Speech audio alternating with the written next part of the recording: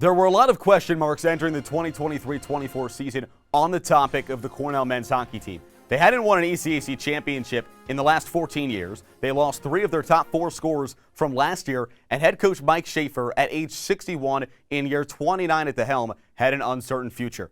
Well, with one of the best freshman classes in the nation, the Big Red, they had a more than successful regular season. They got the 2 seed and swept Harvard at Lina Rink in round 1 of the ECAC tournament, trampled over Dartmouth on Friday in the semifinals, and just like that, Schaefer's squad entered yesterday's ECAC championship game 1 win away from bringing the Whitelaw Cup back to the East Hill. Let's throw it out to Lake Placid, New York for the ECAC championship. It's Cornell, it's St. Lawrence, Big Red looking for their first cup since 2010, and they will get an early start. Jonathan Castagna gets the feed. SLU's goalie has no idea where it is. By the time he turns around, the freshman Castagna is already celebrating 1-0 lead in favor of the Big Red to open the scoring in Lake Placid. Second period now, 5 minutes in. Hank Kemp gets the shot, but it's deflected right into the lap of Castagna on the doorstep yet again. Counted for goal number 2, an early offensive showcase for the Big Red. On to the third now. SLU's time to shine as Cameron Bull zigzags past defenders.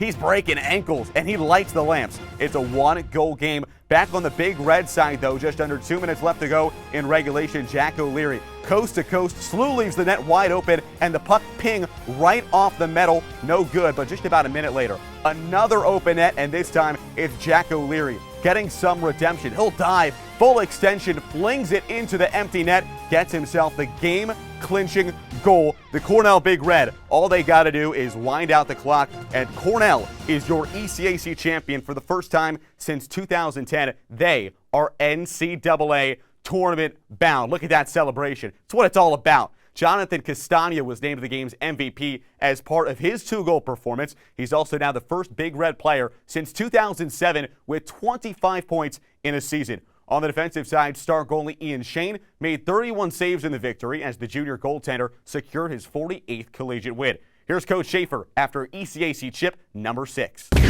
Now, WICB Instant Sports. March Madness tips off and Cornell hockey continues their postseason run. With your WICB Sports Update, I'm Eli Fishman. In shocking news breaking yesterday morning, Ithaca head women's volleyball coach Johan Dolfer announced that he will be stepping down from his coaching post effective May 17th.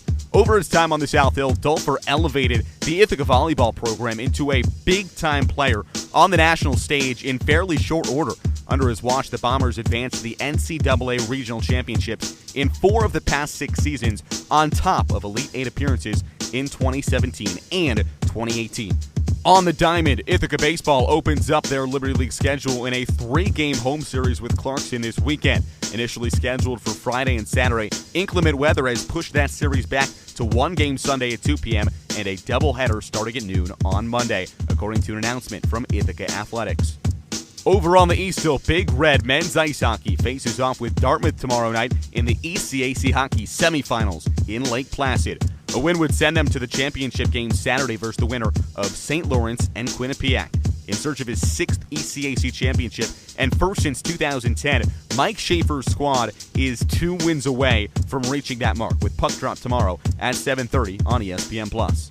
One of the great seasons in Cornell men's basketball history came to an end after a hard-fought 88-83 loss at second-seeded Ohio State in the first round of the NIT on Tuesday evening at Value City Arena. The Big Red closed their season with a 22-8 record after a historic second-place finish in the Ivy League standings in the program's first-ever NIT bid.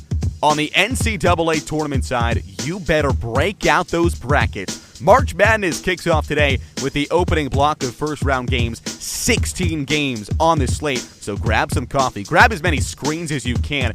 It's one of, if not the most exciting times of the year. That's all for sports. I'm Eli Fishman.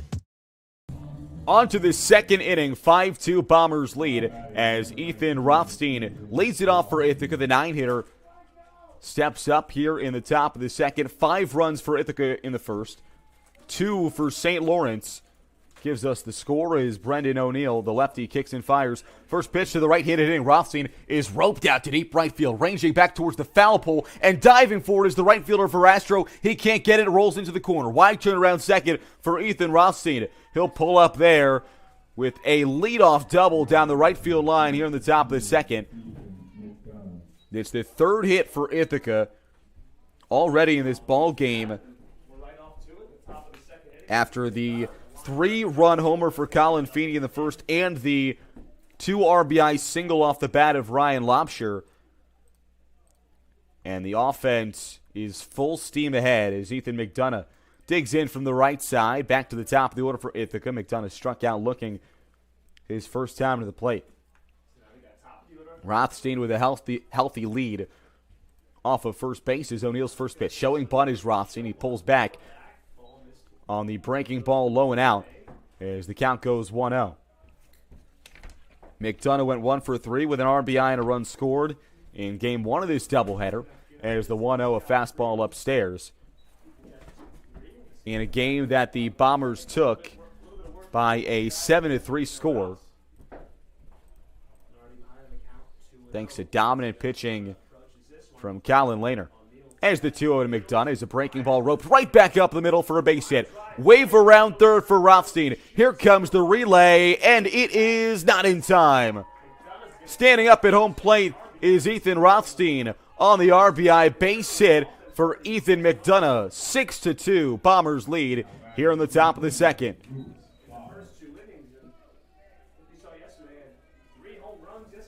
Back-to-back hits to start it off here in the second for McDonough. That's his 7th RBI of the season. As the first pitch to Louis Fabo, the 2-hitter, is rolled left side of the infield. Dive from the third baseman is Jardins. To his left, can't make the play. It'll trickle into shallow left field for a base hit. Jardins went full extension to his left, trying to lay out for that ball on the infield as it took a tough hop on him. Gets the jersey dirty, can't make the play, and make it 3 straight hits for Ithaca to start it off here in the second. That'll bring up Matt Curtis with Fabo off of first and McDonough off of second. Ithaca already with a 6-2 lead as the southpaw O'Neill kicks and fires. First pitch, breaking ball low. And the count goes 1-0. Curtis grounded into a fielder's choice. His first time to the plate last inning after he went 2 for 5 in game 1 of this doubleheader with an RBI. Here's the 1-0. Breaking ball up and out. And Curtis, a strong start to this season, hitting .364 over 15 games played, 14 games started for Ithaca, entering today with the team lead in RBIs. That's 20.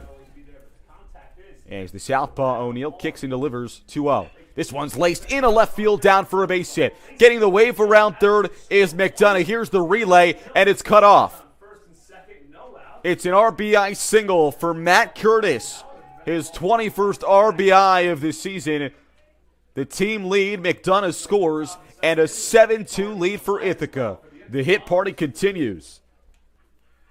And that will provoke a mound visit for Eamon Andre, the assistant coach of the Saints, taking a slow walk out to the rubber.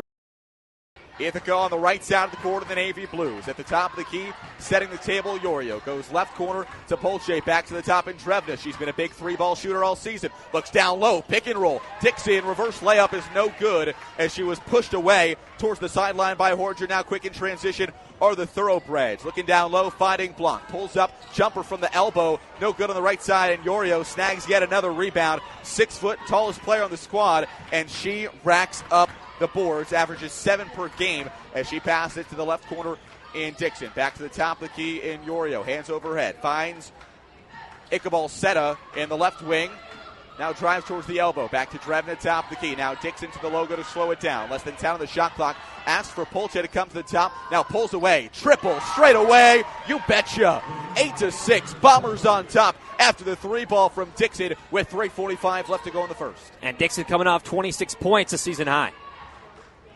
Now at the top of the key on the left side of the court, Hastings gives the ball behind her back to Davidson. Drives down the lane, throws it off the glass, and good on the layup. We're all tied, 8-8, 3:26 left to go in the first quarter.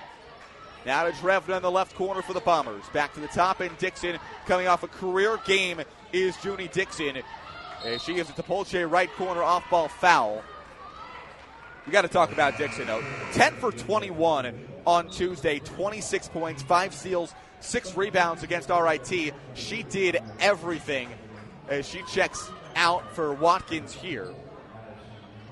3 for 6 from deep, and Coach Raymond's talked about she's had to get settled into this offense, and she really has, especially these last 2 games. Polche gets it at the top of the key following the foul on the inbound. She circles all the way back towards the right elbow, goes to the top of the key in Iqbal Seta, looks down low for Watkins, nothing working there. Kick out 3 from the left side, no good on the triple try from Polche, and quick in transition now is Skidmore. Yakameda drives down the lane, she's fouled. She took it coast to coast after the quick transition when Polche's 3-ball was no good. Drove down low, gets fouled, and Yakameda will head to the line. Tough one down low, and it just seemed like the elbow was smacked on the transition towards the basket, and Dan Raymond didn't love the call. First for Yakameda from Klaipėda, Lithuania. The senior is good. Skidmore on top, 9-8. 2:54 left to go in quarter number 1 on the Bombers radio network. Second one swirls around the toilet bowl and in. 2-point lead for Skidmore in what's been a relatively low-scoring first half so far, as Iqbal Seta plays point guard for the Bombers. Calls out plays, looks for Drevna right wing.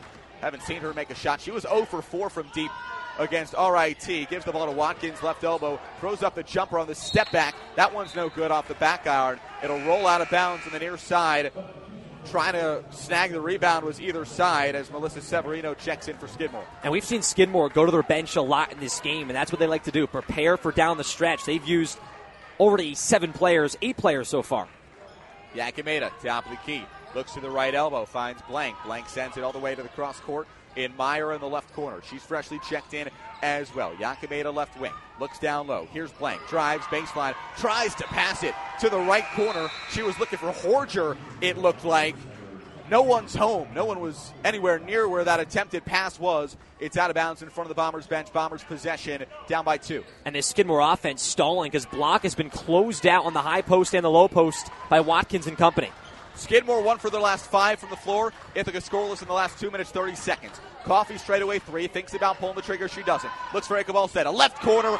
She pulls the trigger. And Iqbal Seta, the guard, not that big of a three-ball shooter, gets it to go there. Ithaca on top, 11-10. Just under 2 minutes left to go in quarter number 1.